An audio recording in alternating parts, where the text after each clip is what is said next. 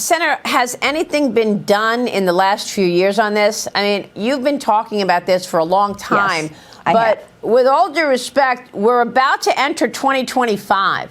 And it was during 2020 when Chinese state-run media, whatever you want to call it, Chinese propaganda, really, Xinhua News or one of the other, came out with a tweet and said, well, maybe we won't send the underlying ingredients for the prescription drugs that America needs that are made here in China because they're blaming us for COVID. Maybe we won't send those prescription drugs ingredients to America since they're made here in China. And that tweet was quickly taken down. You know the tweet I'm talking about.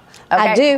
I do, absolutely. And they threatened us that they weren't going to send us prescription drugs. They're made in China. And today, we still buy the underlying ingredients for the prescription drugs from the supply chains made in China. So it's been 5 years of talk. Are we ever going to make a change in terms of how much we rely on China's supply chains? Under the Trump administration, you're going to see some changes, whether it is coming out of the U.S. Trade Rep, the Department of Commerce, some of the report language that will be in our funding mechanisms that are coming out of Congress. Maria, you are going to see this because we fully recognize whether it is chips or whether it's active pharmaceutical ingredients or whether it is PPE. You have to have a reliable source for these critical supply chains. Right. We've talked about drones, pharmaceuticals. You can also talk about electronic or telecommunications equipment, or you can talk about transformers for electric power distribution.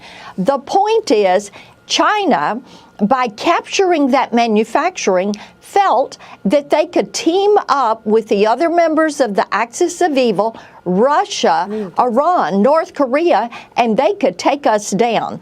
But the message to China is America is coming back, and we are not going to put up with you trying to compromise what we are able to do to defend this nation.